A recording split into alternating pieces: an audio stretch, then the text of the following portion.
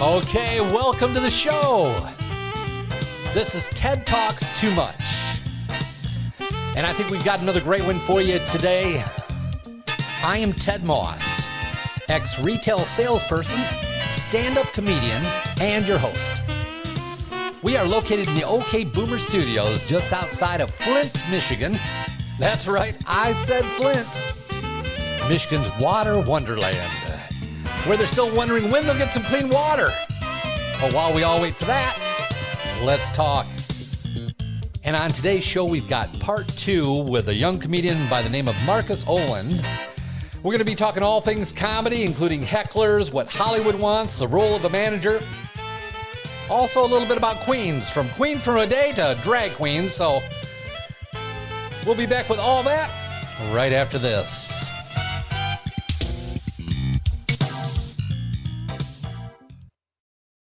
Anyone got asshole siblings they don't like? Are you all each other's siblings, by the way, too? Okay. I was gonna say, you all got the same double chin. I was like, I don't know who the fuck. The same. He's like, motherfucker, I got 3 chins, alright? I'm the biggest one. I'm the fucking center, they're the guards, alright? And then the chicks play tackle. We fucking win every flag football game, because you're the only one who have an offensive line, alright? Who plays flag football with an O-line?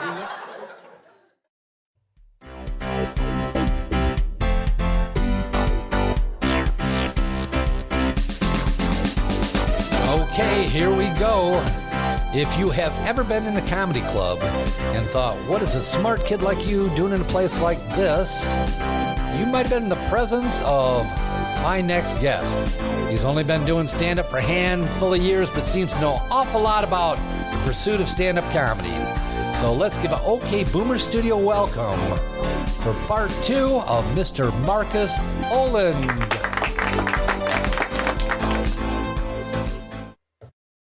Because then it's just like you're up there getting torched. Let's talk about black rooms. You've done a number of black rooms. I love black rooms. I have never had a bad show in a black room to this point. You got to do more black rooms. Because it's the worst. I bet if it goes bad, it's going to go really bad because... Bill Burr said it. He said, black rooms, you either kill or you bomb. It's one or the other. There's no in between, you know?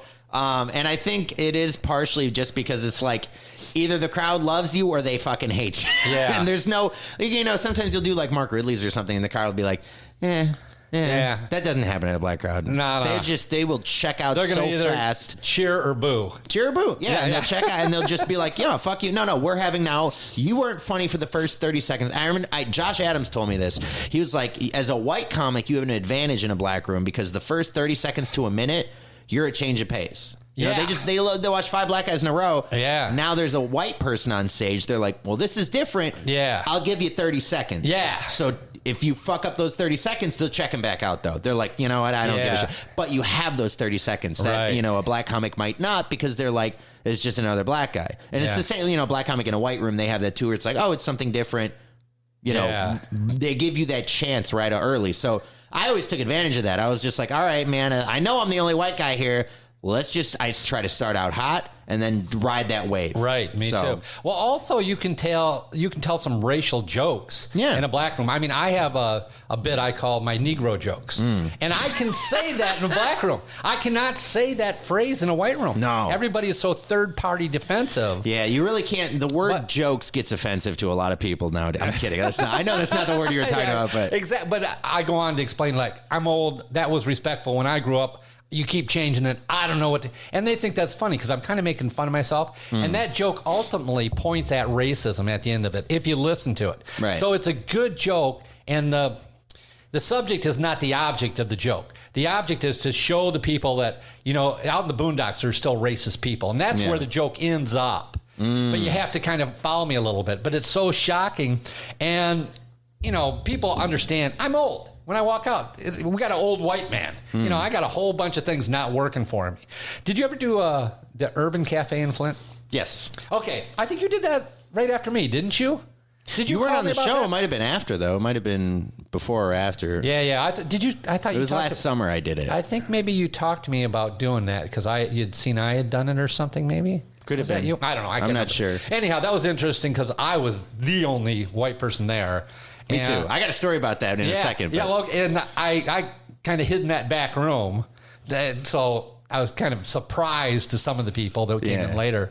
But I had a great set there. Yeah. Honestly, they just loved me. It was like one of my best shows ever. Flint's a good comedy town. It just is. I mean, I'm sure there's downsides to it. It's not a well-educated comedy town, but they want to laugh. But exactly, that's what I mean. They want to laugh, which is good. And it's not like they have a club where they get it's not like they get a ton of comedy, you know, in terms of there's not that much supply of it. It's not sophisticated like doing Mark Ridley's. Yeah, it's a different ballgame, right? Yeah. And I was doing that show, and I had a good set, but again, Heckler, right? You had a Heckler at the Urban Cafe? This is amazing. This is a great story. So, the host goes up, Jay Bell. I don't know if you know him. Yeah, he's hosting. hilarious. He's one of my fucking mentors in comedy. He goes up first. He's hosting, and you know he's doing his material. And there's this fucking middle-aged black woman who just is shouting shit at him the whole fucking time. And he's like, he's a comic. He's professional. He's gonna address it. He's like, look, lady, we're trying to do a show. Yeah. Please don't talk through all the comics. Yada yada. But he's good. He's strong. Oh, You wouldn't think he'd have a problem with the Heckler. Oh, he didn't have a problem with it. I'm just saying this lady was there and doing it. Yeah. So, you know, he brings up the first comic, which is my girlfriend Genevieve, and woman, she's like, I'll let the woman talk. I'll let her do her set. Okay. So she didn't say anything during Genevieve's set. Then I go up next. Instantly, I was like, I gotta talk to you, lady. I couldn't help myself. So and as soon as you do that, you give her permission basically to talk back to me. Yeah, it's gonna be a conversation. So we're going back and forth, and I'm doing my jokes, and I had a good set. I had 15 minutes. I don't know. It was fun though. It was a good set. Yeah. But there was a point where we're going back and forth, and she was like, she said something about my beard, and I come over closer to her, and she fucking grabs it and yanks my beard, and I'm like, ow, what the fuck? And really? She said something about the reason I have so much facial hair is because I eat a lot of pussy, and pussy juice makes face hair grow. Like, that was in the first 2 minutes of the set. Oh, my God. So now I'm just calling back pussy juice the whole fucking set. And, yeah, I don't know, maybe 10 minutes in, she yanked my beard, and I was like, first of all, that hurt. Right? Yeah. That just was painful. That did not feel good. And then she's drunk too, so she's talking shit about, that shouldn't hurt. I'm like, you want me to yank your dreads or something like this? It doesn't feel good. Oh, you can't touch a black woman's hair. I have a joke about that too. Ever. Because basically, black women love my beard. They love to touch it, and they love to touch it without asking it. But the joke is they're asking it while they touch. Let me touch your beard. Let me touch it. They're doing that hand thing where they're grabbing my beard, and I'm like, I don't care because I like having it touched. I'm a little vain. I'm not gonna lie, but if it's a woman, you can touch. If a man, not so much. Yeah, and then the joke is like it's a little hypocritical because if I even asked to touch a black woman's hair, I'd get cussed out like Netflix did by Monique. You know, I would just get fucking destroyed, man. But I'm at this show and she yanks my beard. Now I'm fucking going back and forth in an angry way with her. I'm like, I'm mad at this woman now. Fuck comedy. I'm mad at this person. And at the end of the set, like, this is when I ended it, when she was like, can I get you a glass of water? And I'm like, I'm in Flint. I'm not falling for that shit. And I got the fuck off stage. But it was fun. It was a fun room. It was just, again, a heckler, man. One heckler will change the show drastically. Yeah. But it was fun. Crazy. Yeah, I'm not sure why people do that, quite frankly. I think it might be a derivative of going back to high school when you used to tag your English teacher or something. They'd say something and you'd shout out something and everybody'd laugh and you go, I'm part of the show. I'm the funny one. They want to be involved. They're drunk. They have some other issue. There's those three things: drunk, want to get involved, and then some other issue that the X Factor issue, right? And that's if you can play a heckler like a fiddle, right? You can get them to reveal that I just got divorced or I got fired or now whatever. You got somewhere to go. Yeah, it's kind of like mining for Bitcoin, trying to find information from these people, right? And that's why, again, it's like I like to watch the comics before me because they'll do a little bit of mining, and then I pick up those nuggets of information. I put them in my pocket. Yeah, and then I'm like, no, I'll bring that. If you talk shit to me, I listen to you admit that you're single. So now I know that you're single, or I know that you're in a relationship, or you listen, you pick it up, right? Yeah. And that's another thing I learned from Josh Adams is like, there's a reason he's as funny as he is, and most of it is he is so good. But he's so in the moment. Yeah, exactly. And I was talking to JD, the Smile Hustler, who used to live with Josh, about why Josh is he's taking in all the information. Every little bit, that person, this couple, this lighting, whatever's going on in the room, he's observing all of it. And then it's just, the brain of a comic real just quick, commentary right? Yeah, but on what's happening. But it's the awareness of everything around you. Yeah. And again, that's what we were talking about, like newer comics. I think they're so nervous about They don't know what they're doing. So they're so focused on the material that they forget about all the shit around them. Right? There's a heckler. They don't even recognize that someone heckled them because they're like, well, I need to tell setup and punchline. And it's like, you'll get to the setup and the punchline if you do it enough. It takes a while to get that calm and relaxed about your set. I remember when I was watching Josh, he was up in Saginaw, and I think we're at the log cabin, and the cook came out of the kitchen for some reason, happened to be Mexican. Mm-hmm. He had 3 minutes of material. Exactly. Yeah. Dude, oh my God. Okay, so back when Haddon's was open in Canada, in Windsor, he was headlining, and I think I was featuring, and I swear to God, there was one night, it wasn't a great turnout, it was like maybe 10, 15 people. Josh did over a half hour of material. It wasn't material. There was no material. Yeah. It was literally him asking questions about Canada. Like he didn't know anything about Canada. Yeah. So it was literally him interviewing Canadian people for 30 minutes, and it was the funniest shit I'd seen all month. And it was just like, I was watching, and I was just like, that is what comedy is. It's just be funny. Like jokes are great, but can you be funny on the spot? Can you be funny differently? Because, sometimes you get people that are like, well, I've seen you before. I recognize that joke. I hate that because I'm like, fuck, I want new stuff every time. Yeah. It's just better that way, I feel. Yeah, well, those are the people that are really talented. And then you kind of got to wonder, if you're that talented, why are you here? Well, I talked to Josh about that. So Hollywood, they only care about how they can make money off you in Hollywood, right? Yeah. So it's not even like they pick the funniest people. Because he had a meeting. Ron Taylor hooked him up with a meeting when he was out there with some agency or something. Yeah. And they were like, so what's your brand? Right? They sit you down and they're like, well, how do we market you? It's like, are you going to be this comic, or this comic? And he's like, I might be a little bit of all three, right? He might be talking about politics one day and talk about women the next minute or whatever. Yeah. And they're like, well, we don't know how to market that. Like, come back when you figure out which one you want to be. And Are you kidding me? No, straight up. We had him on our podcast, and he was telling us about this. So in Hollywood, right, they care about two things: either your brand or your following. So if you have a brand, they can they'll put you in this little quadrant, and they'll market you to that. Right. If you have a following, they're like, great, you have a following. Just give us 10% of all the money you make, right? We'll put you on bigger shit. Yeah. But you already have 100,000 followers or whatever it is.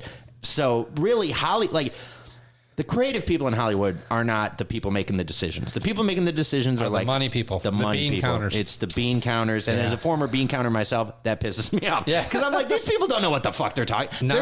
They're running NPV analysis on which comic will get the most clicks on a fucking Netflix special. And then I watched their Netflix special. I'm like, this is awful. Yeah. None of this is funny. Yeah. You had an audience who was laughing. And I did, when I was out in LA, I sat in Mike Eshak. I don't know if you know Mike Eshak. No. So Mike Eshak, he's a Detroit guy out in LA. He's been in LA for a while. He filmed like a 15-minute set for Revolt TV, which is, I think, P. Diddy's comedy brand or whatever. And, we went down there and we were watching it. And they basically, they gave you free drinks if you went and watched, because they want a full audience, right? So they're like, all right, we're going to have, they had 5 comedians. They're all going to do 15 minutes, and you basically get paid to watch a comedy show. Right. And it was crazy to me watching it, because it was like they would stop the tape at certain points and be like, all right, so now give us a laugh, like a really big laugh, and then give us more like a smaller kind of little laugh. And I'm like, so I'm watching this, I'm like, oh, it was like, Wizard of Oz, don't look behind the curtain type shit. You know what? That's what Joel said in his class. He said, Netflix specials, that's not stand-up comedy. If you go to real stand-up comedy, there's an ebb and a flow to it. Yep. It's not hilarity from moment one through the whole show. It just doesn't go that way. Yeah. That's all fake. Also, I went down and tried out for America's Got Talent. Just because it was fun. Yeah. And I had a good time. It was a bunch of young kids who were trying to be singers. I'm old white man. trying to be a singer. Trying not to tell dick jokes is what I was trying to do. And you gotta be funny in 3 minutes. Yeah. And so when I was my turn to walk out to the X, I started talking to the lady on the way out to the X. I'm going to get you prepped and get the room prepped that this is going to be some funny shit. Yeah. I'm doing commentary on the way to the X before we start. Yeah. About, you mention anything, I'm making a joke about whatever you mentioned. My age, my height, where I'm from, whatever. It's all jokes. Yeah. And then I did my set. But it was an interesting experience. I stood in line. I stood in waiting rooms. I did all this. And when I got done, I talked to Joel about it. And he said they want one of two things. They either want somebody that's extremely talented with a great backstory. Yep. That, I was run over by a car and I couldn't talk and now I'm hilarious or whatever it is. Yeah. Or they want somebody with zero talent with a huge ego that thinks they're very talented. Yeah. You said you got to be one of the two. Yeah. You either got to be super talented with just a great story, or you just got to be an asshole. How do they sell it? Right? That's how they say. Exactly. They're like, well, those are the two. Watch the shows. That's what you get. And that's Isn't I it can't watch It's not that a coincidence that every one of these really talented people have this sad sap background story that they tell. It's like Queen for a Day. You don't know Queen for a Day, do you? I don't know Queen for a Day. I have no idea what that is, actually. But let me guess. They take a chick and let her be queen for a day. They just buy her a bunch of clothes. Well, kind of, sort of. Back this long time ago. Back in the late 50s, early 60s, there was a TV show called Queen for the Day. Okay. Queen for a Day. And they would have 3 ladies come on, and they'd all tell their sad sap stories. And like, you don't have anything. If I only had a dishwasher in my house and whatever. Yeah. And whoever tells the worst story, has the worst life, wins this appliance package. And they put a queen crown on her and a big cape on her and give her roses. And they play a song. She's the queen for the day. So it was just sad sap stories. And whoever was worst off, they gave her what she wanted. But that's the thing about Hollywood. It's like once you see that and you realize that's how it is, it fucking makes you so disillusioned. Well, that was the same thing about my book. I wrote a book called Look Out, I'm Parenting Here on raising kids. It's about raising toddlers from a single dad's perspective.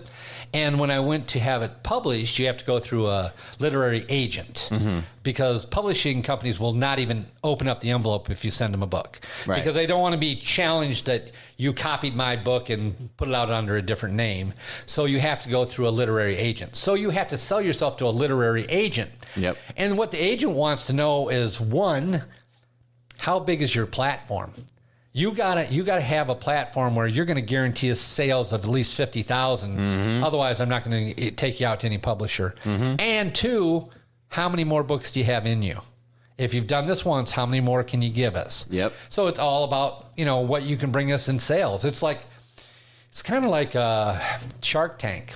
Yeah. What can you bring us? How many sales do you have now? There's nobody going on here with an idea like my invention that hasn't been out there yet. It's like, I've already invented it. I've already developed it. I'm already selling this many. And they're going, oh, we could ride that wave and magnify the wave. But they want the wave to be there first. But what I like about Shark Tank is they're very upfront about it. They're like, no, we're investors. We're billionaires and millionaires. We want money, but we're not going to lose it. But with the whole talent thing, they try to sell it like, oh, no, we're just trying to help you. No, you're fucking not. No, you're trying to do the exact same thing they're doing on Shark Tank. You're just trying to pretend you're not a shark. Well, why did the musicians never make any money? My son was a singer-songwriter. I don't know anybody that got rich being a singer-songwriter. Yeah. The music companies did. Yeah. They made a shitload of money. Yep. And the agents did. There was a whole bunch of people. It's kind of like as the artist, you're on the treadmill. You're turning that wheel, and these people are figuring out how do we profit off this. It's disgusting, actually. Yeah, well, if you walk in and you have some talent, I'm surprised they didn't think that Josh Adams could turn that wheel, because I think he could. And so he told me this too. He was like, they were like, you might be the funniest person on stage every night, but if you're a different person, like, we don't know how to market you. They're like, that's how little they think. They're like, well, we don't know how to market you like that, so we'll just find someone else. I'll tell you what, I don't know that Josh Adams knows what he is because he's inside. He might not be able to see the forest for the trees. It might be easier for a third party to say, this is kind of what he is. And that's where you hear a lot of stories about, well, the manager took advantage of this person, right? It's like, well, because the manager, a lot of times, like I'm thinking more music, right? They'll see a talented artist and be like, look, you have something. Yes. I know how to market that. Exactly. And then they'll market it. They'll make a bunch of money. The artist went from making fucking dick to at least making some money. So they're happy about it. They don't know how much money's actually coming in. This is the same thing we were talking about podcasts. Yeah. That you have to have the marketing and sales. Yep. I mean, Josh has a ton of talent, but maybe he doesn't know how to market and sell it. Yeah. Maybe if he was with a professional that knew how to market him, to go out and represent him and say, this is what the package is. This is why, top-end athletes have agents. Yeah. They say, this is what you're getting with this guy. Yeah. Here are the stats, but here's his potential. Here's his habits. Here's what he brings to the team as far as leadership and organization and dedication to the team. So you aren't going to have these issues. I mean, they'll put that package together. I had the same thing when my daughter golfed in college. And so we were talking to University of Michigan and Florida State and a whole bunch of different schools. And they're looking for somebody that can come out and shoot the score they want to start, right. but they want somebody with an upside that they can develop, that can get better over time. Right. They also want somebody that's not going to disrupt the team. Yeah. They also want somebody that is going to be okay when they don't get on the bus. When we're going to a tournament and you aren't going to go and is going to go back and practice.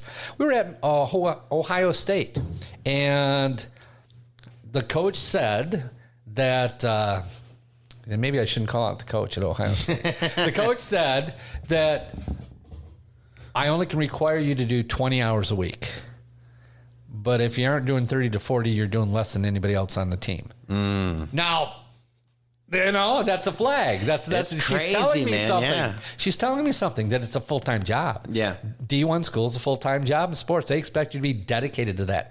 And as far as football goes, it's really the premier league of development to get kids out to play professional football. Yeah. And the same goes with golf. That's why you have all these foreign golfers come to the United States. The best amateur golfers in the world come to the United States. Some are sponsored by their countries, like Korean golfers. Their government finds the best golfer at 8 years old, develops them for like 4 years till they're 12, moves them to the United States, puts them at a full-time year-round school in Florida to train them. And then once they're going to college, they don't care about the education. It has nothing to do with the books and what they're going to learn. They say, okay, where can I get a free coach, free tournaments, free room and board, free trainers in case I have an injury for 4 years? Because that's really what it is. It's absolutely free. You're going to college for free, and you get all these things. It's a development program, so I can go on and be on the LPGA or the PGA or whatever. Yep. And that's how they view it. Where our kids are going, I want to get an education, and wouldn't it be nice if I could do something instead of having $100,000 in debt that pays for my college? Yeah. And my daughter's doing multiple sports in high school. At some point, she had to kind of focus on that, and you have to get nationally ranked in order to do it, and you got to compete with the people from around the country. But that's the thing when you're talking about the government sponsoring them in comedy. It's like you just need someone who believes in you. If you get someone to believe in you, it doesn't matter if they're an agent at this company or that company. If you have someone who can see your talent and believes in it like that, then they can go out and do the market. Because again, most comics don't have that marketing ability. Yeah. Most comics, and it's like, you can't get mad at a comic for not having that, because that's something that most people don't have. Yeah. But it's something that's so necessary sorta in comedy, because how do you get your name out there? How do you get that meeting with that? Because you were talking about with the book, right? Yeah. Like if you want a show on Netflix, that's great.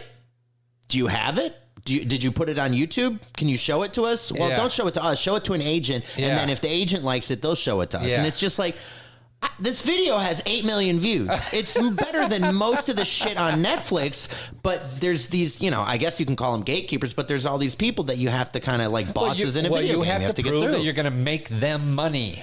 Yeah, and they that's are the weird not interested thing. in you making them funny. Yeah. They want money. And that's it's business. It's business at the end of the day. It is. And the question is, and this same problem my son had, who was a singer-songwriter, how do you take somebody who's artistic? I mean, they're right-brained, they're creative, they're an artistic person, and force them into this business mode, which is left-brain, very practical, very pragmatic about what you do next, and tell them it's really important that you do all this marketing stuff. That's why you have all these artists that rebel against, I don't want to go do these appearances, and they, these things, because they're artistic people. Right. That's not how they think. They aren't business people. You can take business people that would be great at it and have zero talent. Yeah.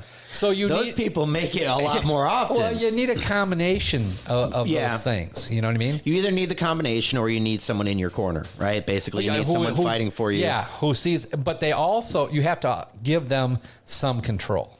You have. They're going to tell you what you can't do. They're going to say you cannot go on that stage, this program, and do that joke. Yeah. You cannot go do this show. Yep. I need you to do this show over here, even though you don't want to do it. Yep. You know. And you can't do that one that you want to do. Exactly. But the reason is because they're the business side. So in order to be ultimately successful, you have to accept that other person, that other part to it. Either that or you got to be business minded. Yeah, and that's where like I said, a lot of comics I don't think have that business mindset, but I don't know if you know Andrew Schultz. He's not a Michigan guy, he's a New York guy. No. He has been blowing up the past couple of years, but he's a really funny comedian. Right, he's got the talent side of it. What he figured out recently is how to market himself online. Oh, okay. Right, because the comedy industry wasn't giving him anything. Right, right. He was like the first guy. You see all these video clips of stand up with the text underneath. Right, he was the first guy to do that. So he started that whole trend of like, put up a 60-second clip of your stand up because he realized nobody watches more than 15 minutes of your Netflix special. Right. Why are you putting out more than 15 minutes? Right. If nobody's watching it, he took it a step further. He's like, put out 2 minutes and another 2 minutes and another 2 minutes and another 2 minutes. And by the end of it, someone will watch that 2 minutes and be like, that was awesome. I want more. So then they'll watch the next video and the next video and the next. And all of a sudden they watched 60 minutes of your comedy, but it wasn't in one big chunk. Yeah. They watch it and you got to make it digestible for them. So he's been a master recently at, you were talking about pivoting earlier, right? Being able to adjust. Yes. Even when COVID hit, he took it to another level, right? Because he's like, okay, so I can't go do stand up. So he invested not all his money, but a lot of money into his own home studio, right? So he's been shooting videos there. He's been shooting his podcast, all this stuff. And it's like, you don't need the industry for that. You need, it helps that he has the mindset to be able to develop all that. But it's like, you don't need the Hollywood people. They need you more than you need them. Things have changed. Yeah. And I think that's good. Everybody can have their own TV station now. Yep. I think you and I kind of think the same when it comes to marketing in that you were talking about my Instagram and I use that for marketing. But, I do all that artwork myself because I'm kind of artistic. Mm-hmm. And so I have that artistic side, but I also have a background of 30 years in sales and marketing. Yeah. So I understand that that's a very important that you put that out there. That even the way the podcast is put together, that, I have a tease up front. I'm going to tell you, in the first minute, I'm going to tell you what's on the show. Yeah. So if you want to hear this is what you're going to hear. Mm-hmm. And then I have an insert, and it can be the comedian or it can be some funny little thing, but it's not very long. It's usually 60 seconds.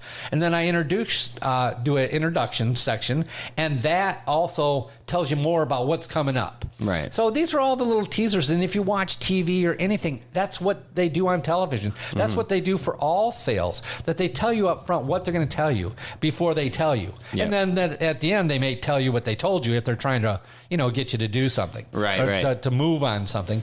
At mine, I tend, I should do it a little bit differently. I should ask for people to share up front, and I don't do that. I wait till the end.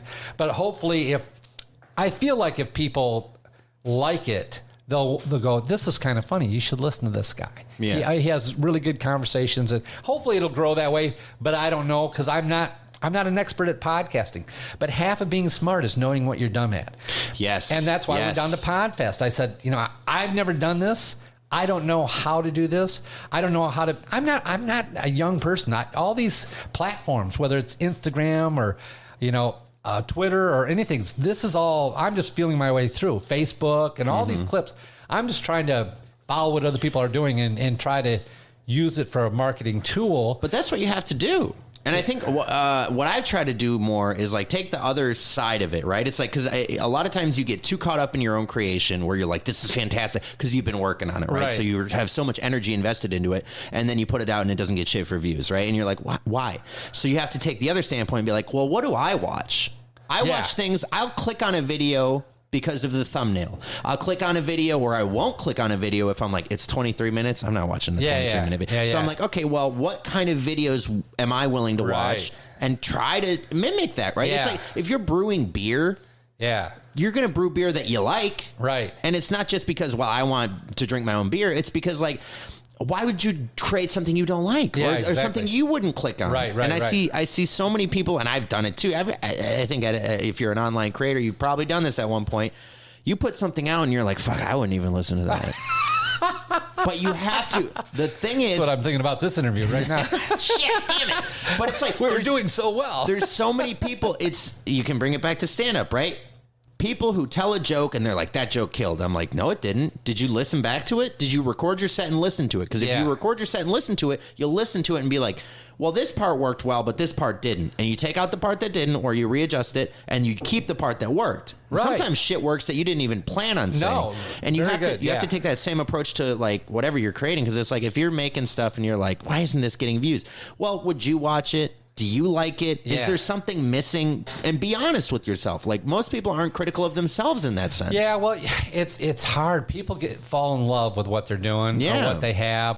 You can't screw people. You got to develop win-win situations. Well, that's what we were talking earlier. There's this perception of salespeople that they're trying to screw you. Yes. Right? Because there's the perception of I go door to door and I screw people and then I skip town and go somewhere else, right? Yeah. But in reality, it's more like what you're talking about, where the people doing the sales are like, no, I'm not trying to screw you. Yeah. I'm trying to make money, but I'm trying to provide you something legit. If you need it, cool. If you don't, I'll go to the next house. But when in terms of like, making a deal with a venue or something like that, you got to be like, and we tried to do this. But again, this is where you brought up a good point of, got to have the audience first. If you're trying to start from zero people and bring it up, do it though. It's hard to do. I've seen it done. I know. I try to do it, and looking back on it, I'm like, that was stupid. I shouldn't have done it that way. Start with an audience. Nobody's doing that though. I've heard of people that will go out and rent a theater and then try to build an audience. But I'm saying, find the theater and find the people that got dressed up. And because it's always the wife. She's like, we got to go out. Yeah. When are we going out? Well, that's where... Find the audience and then provide what they need. And what they need is, we're going out to be entertained. We can go out and eat, but wouldn't it be nice if something else happened? Yeah. So those are the people you're looking for. And if you can get the wives, that's where the key is. Yeah. The key is the wife, because she's the decision maker. A lot of people don't think about it like that, but because she wants to go out and be entertained. Who doesn't want to go out and be entertained, right? Yeah. But they, like, a woman telling her husband, let's go out and get some entertainment, is way more likely to yield results than if the guy's like, we should go out and get entertainment. She's going to be like, go to a strip club and don't tell me about it. That's what's going to happen. Entertainment. No. And that's not going to change anytime soon. So if you can find a way to market to the women. Yeah. And that's, again, where a lot of comics fuck up. Because there's a lot of dirty guys who are like, I'm a comic. And then they produce shows, and the shows they produce are very off-putting to women. Yeah. All of a sudden, the guy's laughing his ass off, but the chick hates it. Yeah. They're not coming back. The show... They're not coming back. The show that's popular, and I can't figure out why it's popular, is this this bingo they do with the guys that dress up as women. The drag queen bingo? Yeah. You know why it's popular? No, I don't. I can't figure that out. That's beyond me. Because they'll get 300 women to come to the show. But why do 300 women want to go watch drag queen bingo? That is a better question. I think it has part to do with my girlfriend loves making fun of women, acting silly like women. Well, doing an exaggeration, a caricature of women. Yes. Why do women want to watch men act like women? Make fun of women. They're doing a caricature. I don't know why women want to watch that. I think women get a kick out of seeing a guy in a dress for whatever reason. They get a kick out of it, right? I can't explain that, but it seems to be a trend. Women get a kick out of a guy in a dress. Well, flip it. Yeah. Would you want to go to a show with a bunch of women acting like men? No. But again, there's the difference. So you're talking about, so what do men want to go see? Naked women. Yeah, we want to see naked women. Yeah. This is men want to see naked women. Women want to see men with nothing naked. They want makeup, fake hair, a big breast implant looking thing, and 2 basketballs on their chest basically, and a crazy wackadoodle dress. Yes. And then the bingo part, I don't know, but bingo is, I think bingo fits in just like, well, what are we going to do? We have this whole thing together, then what the fuck do we do? And they're like, well, bingo. Yeah, well, you know what? There's a lot more women at those shows than men. Exactly, yeah. And the women are driving the men to those shows. Yes. I don't think, I'm not calling you up on the phone going, hey, Marcus, man, they got some drag queens doing bingo. I'm there. Let's do it. Let's do it, man. We'll go have some beers. You had me at drag queen. Drag queens. Yeah. I think the women are driving the audience for some reason, but I'm not sure why. In our society, it's not correct to make fun of people in groups, and they're really making fun of women, I think. But they're they got that get out of jail free card because they're kind of like transsexual overtones to it, like maybe that's okay. I don't know. So my girlfriend watches this show called RuPaul's Drag Race. It's like a competition show with drag queens, and they have challenges and shit. I hate it. I can't watch that shit, but my girlfriend likes to watch it. Why though? Couldn't tell you. And I try to ask, right? I'm like, what do you like about this show? And she's like, she likes the, I'm trying to figure out the descriptor for it, but it's almost like the pop and circumstance of it. Because women, I don't want to generalize again, but women like makeup. Women like dresses, women like the flamboyant, right? And here you have, gay guys kind of like that shit too. Gay guys love to be flamboyant. Not all gay guys, but I get it. A certain sector of West Hollywood gay guys love that shit. Yeah. So they have this whole, and a lot of them are the ones who do drag. Yeah. It's not even like transsexual people. It's just gay guys who like to dress up like that. Some of them are transsexual too, but a lot of them just are gay guys who like to do. It's a fun thing for them to do. Like we like stand up, they like to dress up. They used to call it camping. Oh, okay. I actually did I did some public speaking on gay rights back in the early 70s. Did you do some drag queen stuff back in the day, Ted? What did you and Billy really do in Florida? That's what I want to know. Okay. Yeah. But they called it camping when they acted really flamboyant. Okay. When they're acting really, really gay or really feminine. Back in the 70s, they called that camping. Okay. And I'm sure there's a word for it now. Because the language changes. But I just don't know why it's popular. I don't. I wish I did. I wish I understood it. But and actually, Mike Green said he thinks it's hilarious. But I don't get it. And it's weird. Maybe it's because I'm in my older years now at 26, but I'm just realizing there's certain shit I don't get. I just don't get it, and I never will. You were 18, 8 years ago? I was a kid. Back when I knew on stuff. But I think some stuff you just never get. But it's like I think women they like the flamboyancy stuff. Women also, and this is, I don't know why, but women will tear down other women. You know what I'm talking about? Yeah. Like they will shit on other women. So if it's a guy up there acting super flamboyant and stuff, it's a weird dynamic where it's like, well, I guess it's not a woman. I'm not going to be jealous of her because she has something I don't. Yeah. Right. So the jealousy factor kind of goes away.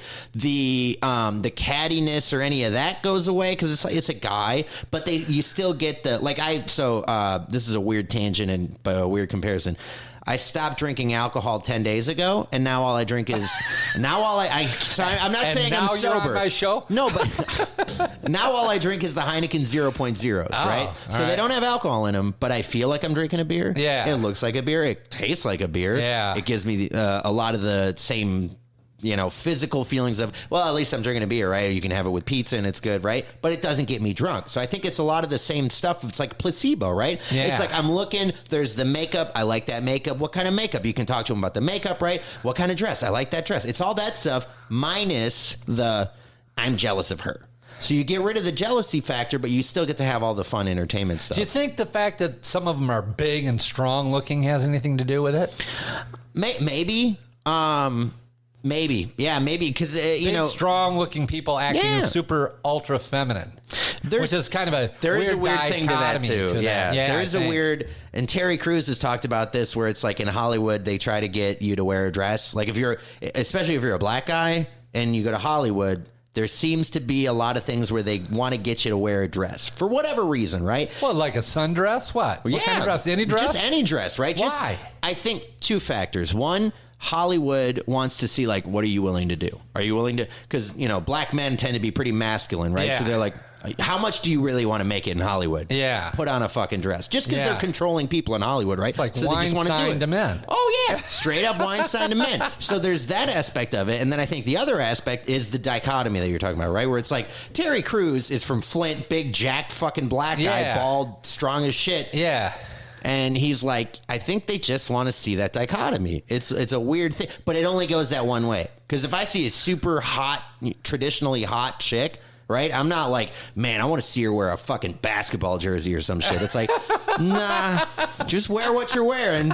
Maybe less or less. Yeah. But it's never. So yeah, it's a weird one-way dichotomy. I don't know what fuels it. I try to come up with the theory, but I don't know. Yeah. But we got into this talking about sales and marketing. So my question really was, I don't know why that pulls. I don't know why that pulls an audience. But it does. It does. And that's where you're talking about find the audience, right? Yeah. Well, that's what Mike Green calls a bumblebee. You know, it looks like it shouldn't fly, but it does fly. Yeah. And you can't figure out why it works. Yep. But this works. So there's something to be tapped in at that level, but I don't really understand it. In my sales background, because I was selling commercial and industrial lighting to professional purchasing agents for wholesalers who wanted to sell them to contractors to get the contract to provide all the material on a hospital or school, they had to access a package of lighting, whether it was mine or somebody else. So they had a need for what I was selling. Right. And if I could give them the best value, you know, I get the right stuff and it'll be delivered on time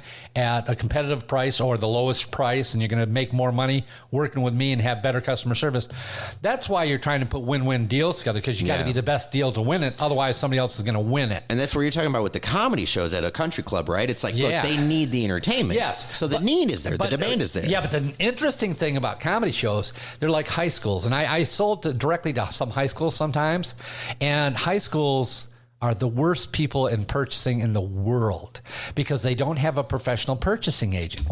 They have somebody who studied phys ed, became a gym teacher. Now he's responsible for buying all the athletic equipment, which is a shitload of money. Yeah. I mean, indoor, outdoor, you know, all the uniforms, all the basketball hoops, all the equipment, everything for the school is going through somebody who majored in phys ed, has never negotiated a deal in his life. Right. The people that are in charge of buying stuff for the facility, they don't know anything about purchasing. They don't know anything about technical things. I was in sound at one time selling commercial sound systems, and I went into a school and they just bought equalizer for their sound system, but they had a distributed sound system, which I don't want to get too technical, but they had the wrong sound system set up. Right. They could have done it cheaper and done it right and had good quality sound, but instead they had sound hitting people from different distances, so you lose intelligibility because one's right behind the other. So everything's that's why when you're at a football game and the announce sound because you're hearing sound from two different singers and all blends together. That's because the sound's hitting you at two different times. Yeah. So anyhow, I went in and said, you know, this really sucks. You should do something else. And he said, we just bought this. And their purchasing people didn't know anything about sound, didn't get competitive price, didn't do anything. They just said, oh, okay, we'll buy it and put it in, and still sucked. Yep. So I had to rebuild them a whole system. And I actually designed a system we put out for bids. But when the people bid it, they came to me because my wife was a teacher there. So I talked to them about the equipment they're going to put in. They're going, well, this is the same. I'm going, no, it isn't. Because I knew what the equipment was because we wrote the specs. Yeah. And so at schools, they don't have professional people like purchasing stuff. So they're just terrible. They're making terrible decisions. And I have no idea why I even went down this road. Well, we were talking about comedy shows, and you see this at bars, right? You'll see, so at a country club, they might actually have a person who's like, I book entertainment. They might know a little something. Oh, no. They might not, too. But at a bar, it's like, this is a dive bar. You're talking to the owner of the bar. They just want something to come in. Yeah. So they just book anything. Right. My point was the people at the country club that are planning the shows don't know anything about entertainment. It's just a golfer. Okay. Has no idea. So all you have to do to make this come true is you just take a poster and put it on the bulletin board by the locker rooms of the golfers and saying, if you want stand-up comedy, call me. Yeah. And then you put together a show. It's easy to do. Actually, Billy Reno and I went out and did a little production company. We started to do this. Okay. And then we went on our tour. I got busy. Okay. You know what? I get busy with a lot of different things, and I only have so much focus, dude. Well, I was just going to say, what I realized producing comedy shows is it's work. It's fucking work. And it's like, if you're not gonna put in the work to make it a good show. Yeah. For me personally, I was better off just doing comedy, just trying to, hit the road, go to Chicago, go do mics. Cause it's like, it's as fun as it is to have a successful show. It's so much work. And at the end of it, I don't want to be a show producer. Right. I don't want to run a club. I want to be a comic. So it's like, let me get better at that. Let's talk about that. What level of comic do you want to be? As big as I can get. I would love Really? As high as I could go. Yeah. I mean, I don't want to be like Jimmy Fallon. I don't want to host some network show or whatever, but I would like to have, I'd like to have a podcast that I can do freely. I don't have to acknowledge or do anything for anybody. I can just do my podcast, focus on that, and then do road gigs. Just go out and do a club on the weekend. That would be my... You want to do like Netflix specials? Do you want a TV show? Do you want a series? Do you want to be in movies? I don't care about movies. I always think about if they ask, do you want to do a movie? I'd be like, because I've been on a set before and it sucks. Yeah. I can't do that. Yeah. I'll do like, hey, you need a crazy guy smoking pot in a scene and to be funny for a scene. I'll do that. How long does it shoot? For 3 days? I can do that. Yeah. But it's like, I'm not going to be the main character on a thing and you got to come in every morning and we're going to shoot. Fuck that. No, I don't want to do that. I want to be doing comedy. All right. It looks like that's going to do it for the day. I want to give a special thanks to my guest, Markus Olind, for making it such a good show. But he will be back with a part 3, so look forward to that. It should be out in about a week. And like I always say, be good to each other, especially in these times, and try to be happy. So until next time we meet, remember I'm Ted Moss, and those are my thoughts. And with that, Bob's your uncle.